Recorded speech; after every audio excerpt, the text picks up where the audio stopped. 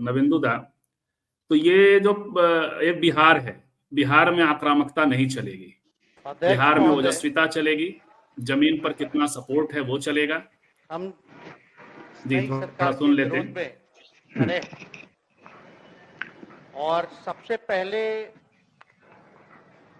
हम माननीय मुख्यमंत्री जी को धन्यवाद देना चाहते हैं कि लगातार 9 बार उन्होंने शपथ लेकर के इतिहास रचने का काम किया और 9 बार तो लिया ही महोदय, लेकिन एक ही टर्म में 3-3 बार लिया, ऐसा अद्भुत नजारा हम लोगों ने नहीं देखा। माननीय दोनों सम्राट चौधरी जी डिप्टी सीएम बने, बड़ी खुशी है कि ये डिप्टी सीएम बने। इनका बयान हमने देखा कि भाजपा जो है इनकी मां, भाजपा पार्टी जो है मां, लेकिन हम तो कहना चाहते हैं आरजेडी ना आपकी मां हुई ओरिजिनल। तो आप तो पहले हमारे दल में ही थे। अच्छा चलिए ठीक, चलिए कोई बात नहीं, आप अस्वीकार कीजिए, लेकिन जनता तो इस बात को जानती है। हमें खुशी है कि साथ में दो डिप्टी सीएम बने और विजय सिन्हा जी भी डिप्टी सीएम बने, स्पीकर पद पे भी रह लिए, नेता विरोधी दल भी रह लिए और डिप्टी सीएम भी रह लिए। इन्होंने भी इतिहास रच दिया, एक टर्म में 3। मेरा बेटा जैसा हो, कई बार बोलते हैं, और हम भी अपना मानते हैं, अपने गार्जियन मानते हैं। और आप लोग भगवान राम की चर्चा करते हैं, हम आप सबके मन में तो राम है ही, शांति शांति, लेकिन एक बात समझना पड़ेगा, हम तो नीतीश जी को एक दशरथ जो पिता है उनके रूप में वैसा गार्जियन मानते हैं कि भाई जी कई बार जो है इन्होंने कई बार आप लोगों के सामने भी बोला अब तो यही करेगा, यही आगे बढ़ेगा। तो चलिए नौजवान लोग ना आगे बढ़ेगा, आगे काम करेगा, लेकिन कई बार मजबूरियां रही होंगी इनकी, जैसे दशरथ की मजबूरी थी, राजा दशरथ की, कि राम को जो है वनवास जो है भेज दिया गया। लेकिन उस बात को हम मानते हैं कि हम वनवास नहीं आए हैं, बल्कि हमको इन्होंने भेजा है जनता के बीच उनके सुख और दुख के भागीदार बनने। इतनी है उसको हम लोग जो है भरने का काम करेंगे। हमको दुख इस बात का नहीं है कि हम लोग विपक्ष में आ गए, हमको तो खुशी है कि उन 17 महीनों में जो देश में किसी सरकार ने नहीं किया उसको हमारी महागठबंधन सरकार ने करने का काम किया। आप बताइए, आप कर दिया था तो मन में कभी भी ये तो आपके मन में भी हम बाद आगे सम्राट को सुनेंगे। जी जी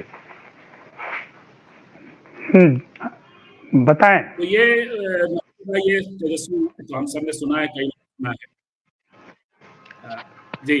तो क्या बिहार में ये 4 छवियां हैं, सबको हम लोग सुनते रहे, आप हमेशा सुनते भी हैं, देखते भी हैं, इनकी एक्टिविटीज भी देख रहे हैं और इनका जनाधार भी देश है।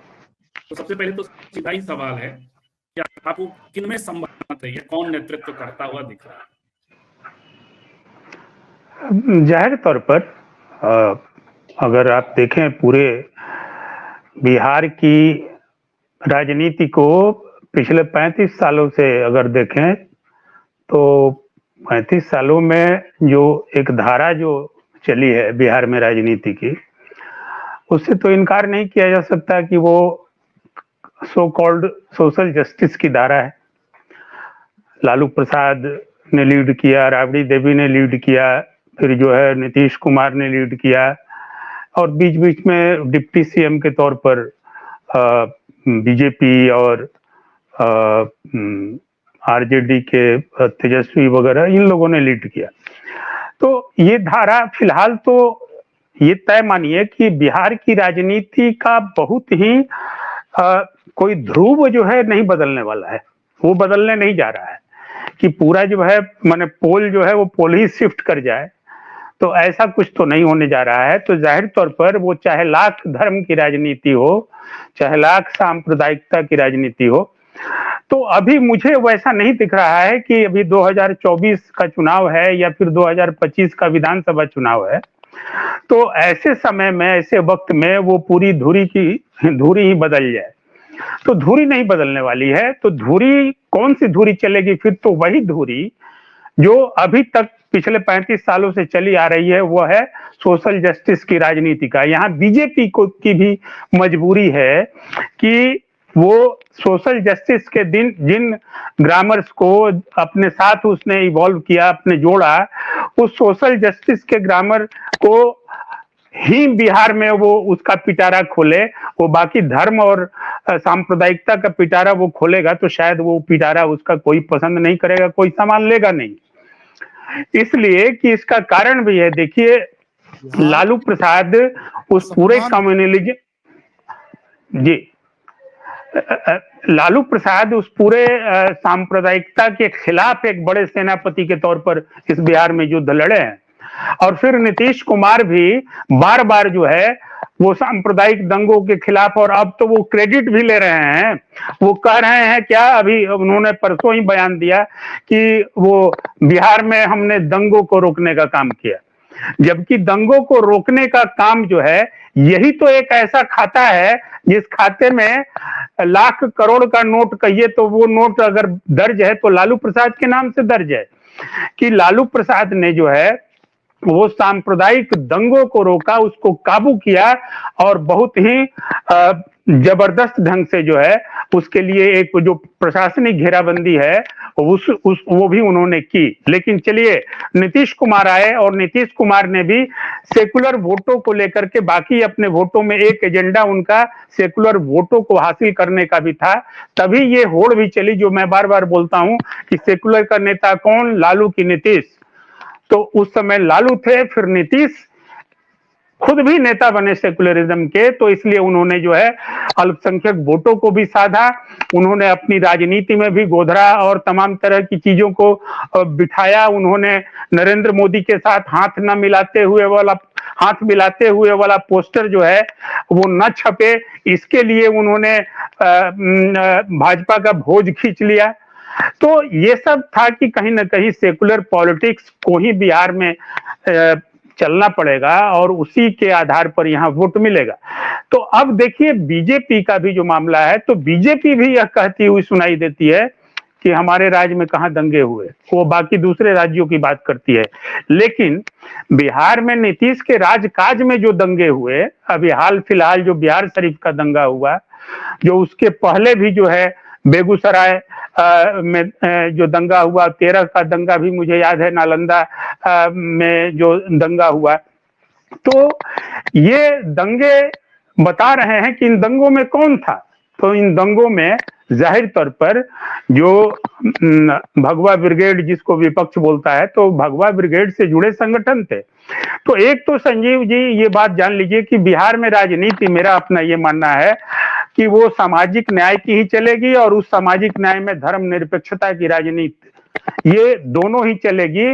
अब इसके अलावा कोई और गुंजाइश नहीं है। इसलिए बीजेपी के नेता हो तो, जेडीयू के नेता हो तो, और आरजेडी तो है ही, वो वही पहाड़ा पढ़ेंगे। और उस लिहाज से अगर बात करें तो एक जैसे होता है ना कि धारावाहिकता, तो उस धारावाहिकता में मुझे जो दिखाई दे रहा है आज की राजनीति में, और राजनीति में हमेशा ये देखा जाता है कि कल की राजनीति का सबसे जो है मुखर, सबसे प्रखर और सबसे नेतृत्व करने वाला वो चेहरा कौन सा हो सकता है जो लंबा जाएगा, यानी लंबी रेस का घोड़ा। तो उस आधार पर कल गए तेजस्वी की यह तस्वीर हो या ना हो, कल गए यानी कि आज से 3-4 साल पहले की मैं बात कर रहा हूं, लेकिन पिछले विधानसभा चुनाव 2020 के बाद से और आज 24 तक, मैं सिर्फ आज की बात नहीं कर रहा हूं कि आज वो विधानसभा में जो भाषण हुआ उसने तेजस्वी से प्रखर बना दिया। तेजस्वी को 20 से आपको काउंट करना पड़ेगा। और एक किसी भी नेता का मूल्यांकन तब सही हो पाता है जब वो देखेंगे कि आप वो पूरी धारावाहिकता में एक स्थिरता में वो किस लय गति ताल छंद के साथ वो चल रहा है। तो उस लिहाज से मुझे लग रहा है कि तेजस्वी 20 से जो चले विधानसभा का चुनाव लड़े, 12,000 ही कम वोट वो ला पाए एनडीए गठबंधन से। नीतीश कुमार जैसा नेता उनके सामने था, 12,000 भी नहीं 11,400 या कुछ ऐसे वोट थे टोटल वोट में। और फिर वो जिस तरीके से तेजस्वी ने कैंपेन किया और जिस तरीके से, एक सबसे बड़ी बात है कि बीजेपी के नैरेटिव को, बीजेपी के एजेंडा को, चूंकि बीजेपी जिस एजेंडा को बनाना चाहती है और जिस पर माना जाता है कि बीजेपी एक्सपर्ट है इसमें, और वो कई जगहों में कई राज्यों में वो चुनाव को उलट पलट के रख देती है, तो बीजेपी जो नैरेटिव गढ़ने की उस्ताद मानी जाती है, अपने एजेंडा की सड़क तैयार करने की राजनीति मानी जाती है चुनाव लड़ने के लिए, तो आपको ये भी ध्यान होगा कि 2020 के चुनाव का नैरेटिव ही बदल दिया था। वो कौन था नेता? वो था तेजस्वी यादव, जिसने जो है उनके तमाम धर्म सांप्रदायिकता वगैरह वगैरह, मोदी और कौन नारा और घर घर मोदी, इन सब चीजों में पड़ा ही नहीं वह इंसान। और वो सिर्फ बात करता रहा क्या? रोजगार की। रोजगार से पहले उसका जो मेन फलसफा था उसको जरा गौर कीजिए, आज भी तेजस्वी उसको रिपीट कर रहे हैं। पढ़ाई, कमाई, दवाई, सिंचाई और कार्रवाई, ये है वो पूरा फिलॉसफी जो आप कहें कि एजेंडा। उस एजेंडा पर आप सोचिए, अगर इस एजेंडा की भरपूर व्याख्या करें तो ये एजेंडा जो है, इसमें छूट कहां रहा है कोई भी हिस्सा, कोई भी इशू। और उसमें फिर ये जो रोजगार, जो बिहार की सबसे बड़ी समस्या है, राष्ट्रीय औसत से भी अधिक बेरोजगारी जो है बिहार का औसत वो बताता है। उसमें रोजगार का जो अभी उसमें 20 के चुनाव के उस नारे के बाद, उस वादे के बाद, अभी जो उप मुख्यमंत्री रहते हुए जो उन्होंने वादे पूरे करने की दिशा में जो काम किया, तो मुझे लग रहा है कि ये सिर्फ व्याख्या करने या पक्ष विपक्ष का ये राय प्रतिक्रिया लेने की बात नहीं, फैक्ट्स क्या कह रहे हैं।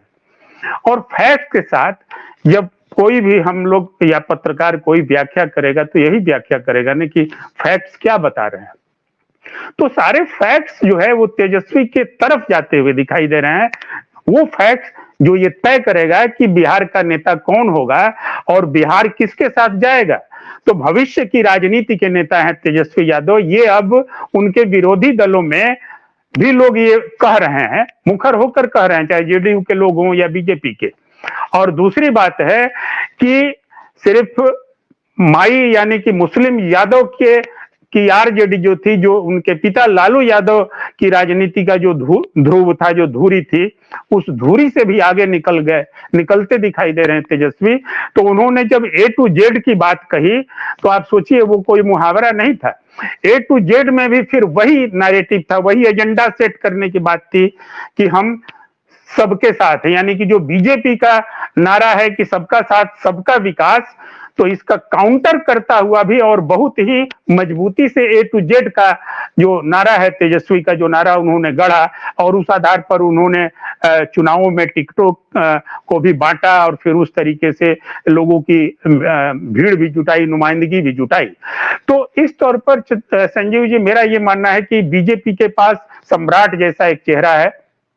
अगर सम्राट के आईने में अगर तेजस्वी को देखने की कोशिश करें तो जाहिर तौर पर एक मुकाबला है, लेकिन वो मुकाबला फिर एक जगह आकर मार खा जाता है। जो हेमंत ने बहुत अच्छी बात कही कि ये बिहार जो है, ये गर्माहट और एग्रेशन जो है, और वो एक उदंडता या वितंडा अपनी बातों में फैलाना, ये नहीं पसंद करता है। दूसरा है कि बिहार हमेशा वो एक छवि का नेता ढूंढता है, वो छवि जो जन सरोकार की छवि रखने वाला कोई नेता हो। तो सरोकार यानी कि वो बहुत महत्वपूर्ण है। तो जन सरोकार और साथ ही साथ जो है वो एक बात कि आपकी मैच्योरिटी लेवल क्या है। यूथ होने के बावजूद भी सम्राट से शायद मुझे लग रहा है कि उम्र में थोड़े छोटे ही होंगे तेजस्वी यादव, लेकिन उस बावजूद इसके वो जो मैच्योरिटी लेवल है, जो उनके बातें करने का अंदाज, जो शब्द, जो भाषा, जो प्रतीक, जो बिंब, और फिर जो अपील, खास तौर पे अपील, एक लीडर में एक सबसे यही देखा जाता है कि अपील। उस मुकाबले में अगर सम्राट को देखते हैं तो सम्राट की हम क्या करें, क्या कहें आपसे, मुझे जो लगता है कि बीजेपी के पास अगर सबसे दरिद्रता है बिहार में, तो वो लीडरशिप को लेकर ही है। और चाहे वो देखिए प्रयोग इतने कर रही है, ये मैं कह नहीं रहा हूं, इसके लिए भी फैक्ट्स हैं, और वो फैक्ट्स बता रहे हैं कि कितने प्रयोग किए बीजेपी ने। संजय जायसवाल, उसके पहले मंगल पांडे, बस कंक्लूड करेंगे, नित्यानंद राय, फिर उसके बाद अब देखिए सम्राट चौधरी, विजय कुमार सिन्हा वगैरह वगैरह। तो जात को भी यूज किया, जमात को भी यूज किया, और एक नेता के तौर पर एक की पुराने नए, इसका भी उन्होंने प्रयोग किया, लेकिन टिकाऊ कहाँ हुआ। लेकिन इसके मुकाबले तेजस्वी टिके हुए हैं, और वो उनका टिकना भी बता रहा है कि शायद आगे की राजनीति में बिहार जो है, अगर आस्था कोई जताए गया तो वो शायद मुझे तेजस्वी की राजनीति में जताएगा। तो मैं कुल मिलाकर के एक छोटी टिप्पणी, अब प्रोग्राम कार्यक्रम समाप्ति की ओर है। नवेंदु दा, कुल मिलाकर चेहरे यही हैं, लेकिन बिहार की राजनीति, कांग्रेस के पास तो कोई युवा चेहरा है भी नहीं। उनका जो कुमार है, कन्हैया कुमार, वो राहुल गांधी के साथ घूमता हुआ बिना जमीन के, वो जैसे उसको कह सकते हैं अमरलता की तरह घूम रहे हैं। तो हैं तो यही चेहरे। इन चेहरों में क्या आप देख रहे हैं, कौन लीडरशिप लेने वाला है और बिहार का भविष्य कैसा है? छोटी देखिए, काफी बातें हो गई, मुझे लग रहा है कि, और सब लोगों ने अलग अलग नेताओं को एक तरह से फोकस किया, बताया भी। जैसे हेमंत ने चिराग के बारे में बताया, फिर प्रशांत किशोर के बारे में भी बात हुई। आवाज आ रही है? जी बिल्कुल, जी जी। हाँ, तो उस तरीके से तो ये तो है। देखिए, दो नेता जो, अगर मतलब जैसे आगे बिहार की राजनीति है, और राजनीति में ठीक है कि किसके अंदाज क्या हैं, किसके वो अंदाजे बयां क्या है, उसके क्या तौर तरीके हैं, ये सब तो पब्लिक रीड करते ही है। लेकिन एक जो बात है ना, कि हमने कहा कि सामाजिक न्याय की ही विरासत जो है, वही आगे की राजनीति भी बिहार में वही चलेगी, जो बाद में और भी हमारे साथियों ने ये बताया कि जो पूरा जो सामाजिक संरचना है, उस सामाजिक संरचना में फिर जो नए नए वर्ग निकल कर आए हैं, उसी ओबीसी और उसी दलित और उसी से निकल के जो समूह नए नए तैयार हो रहे हैं। मुझे देखिए, एक इंटरव्यू मैंने नीतीश कुमार का किया था 2000 में, जब हफ्ता दिन के लिए सरकार उन्होंने बनाई थी। तो मैं एक, वो समय मैगजीन का वो संपादक था, कार्यकारी संपादक न्यूज ब्रेक, तो वो साप्ताहिक तौर पर निकलता। तो उसमें एक इंटरव्यू मैंने नीतीश कुमार का किया था, मुख्यमंत्री जब वो गिर गए, मतलब एक हफ्ते के बाद, उसके बाद हमने किया था। तो एक बात उन्होंने, हाँ, एक बहुत महत्वपूर्ण बात उन्होंने कही थी। हमने ये पूछा कि ये क्या हुआ, फिर ये सवाल भी उठाया कि भाई आपको अंततः बाहुबलियों के शरण में जाना पड़ा। उस समय निर्दलीय पूरा एक ग्रुप जो है बाहुबलियों का एकत्रित हुआ था। क्या बता रहे हैं? ब्लॉक था निर्दलियों का। हाँ, निर्दलियों का एक ब्लॉक था, और वो उसमें सारे बाहुबली थे, ज्यादातर बाहुबली थे। ये सब सूरजभान, राजन तिवारी, मुन्ना शुक्ला वगैरह वगैरह, वो आनंद मोहन की पार्टी के भी एक दो उसमें विधायक जीत कर आए थे उस समय, बीपीपा का। तो उस तरीके से इन लोगों ने सपोर्ट दिया, और उस सपोर्ट से भी कोशिश हुई कि सरकार जो है नीतीश कुमार की बच जाए।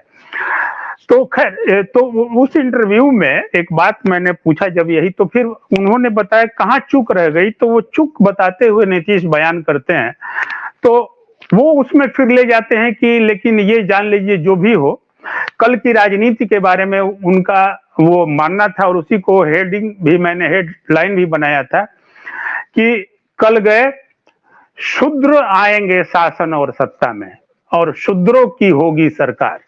ये नीतीश कुमार का तब ये कहना था, और उस आधार पर ही ओबीसी, ईबीसी, दलित, महादलित, मुसलमान पसमानदा, ये सारे जो दूसरा जो मैंने नाम लिया, इसकी राजनीति करते हुए नीतीश कुमार वहां बढ़ते हैं। तो एक मतलब बिहार के अभी आगे भी यही चलेगा, इसलिए कि अभी ये कंप्लीट नहीं हुआ है, वो चक्र जो है ना पूरा नहीं हुआ है अभी, इन सारे जातियों के जागरण का और सामाजिक तौर पर जागरण का। तो ये अभी चलना है। लेकिन अब सवाल ये है कि जो नेता हमारे सामने उपलब्ध हैं, तो सबकी बात हो ही गई है। देखिए, उस सामाजिक संरचना में चिराग जो है एक महत्वपूर्ण नेता है। और चिराग का क्या है, वो उनका पहनावा ओढ़ावा, ये सारी बातें, वो तेजस्वी के मुकाबले मैं मानता हूं कि वो न तो उतने पढ़े लिखे मतलब शिक्षा, वो डिग्री की बात मैं नहीं कर रहा हूं। जो तेजस्वी को जो सोहबत, हाँ, जो सोहबत संगत मिली नेताओं की, जो उनकी विरासत रही पिता की, या फिर वो बार बार समाजवादी अपने को कहते हैं तेजस्वी, वो बिल्कुल नौजवान और कहता है सोशलिस्ट, तो मुझे एक अजीब लगता है कि मैंने कि देखिए वह चेतना है कि सोशलिस्ट वो खुद कहता था, तो कहते हुए सुनने में आता है। तो ये एक बात है चिराग का की पूरी बातचीत, जैसे सम्राट की मूल्यांकन हम लोगों ने किया ना कि भाई उनमें ये दिखाई देता है, लेकिन चिराग में जो है वो कहीं से भी एक पब्लिक कांटेक्ट तो दिखाई देता है। कोई घटना हो, कुछ भी हो, तुरंत चिराग पहुंच जाते हैं। लेकिन चिराग एक तो अपनी राजनीति तय करने में, जो हेमंत ने बहुत बढ़िया बात कहा कि हनुमानगिरी से करने वाले कोई कभी अपनी राजनीति नहीं कर सकते, तो ये एक वजह है। वो उनके पास जैसे उधार लिया हुआ सब कुछ है, पिता से उन्होंने क्या लिया ये पता नहीं चलता है। तो इस कारण से जो, हाँ, और एक जो मैं बात कह रहा हूं, लेकिन चिराग का महत्व क्या है बिहारी राजनीति में?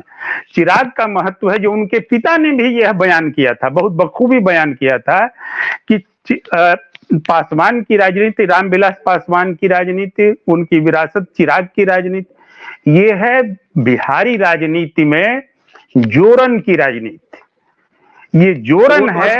और इस जोरन जीतन राम मांझी का परिवार भी इसकी राजनीति हाँ करेगा। वो मांझी ने वहीं से ये जोरन शब्द भी लिया, लेकिन ये मूलतः ये जोरन शब्द जो है रामविलास पासवान का है, और अगर दही जमानी है सत्ता की तो उसमें ये जोरन काम आएगा। तो इसलिए आप देख रहे होंगे कि तेजस्वी के साथ साथ अगर चर्चा कहीं होती है मुकाबिल में और युवा नेता के तौर पर, तो वो चिराग की हो जाती है।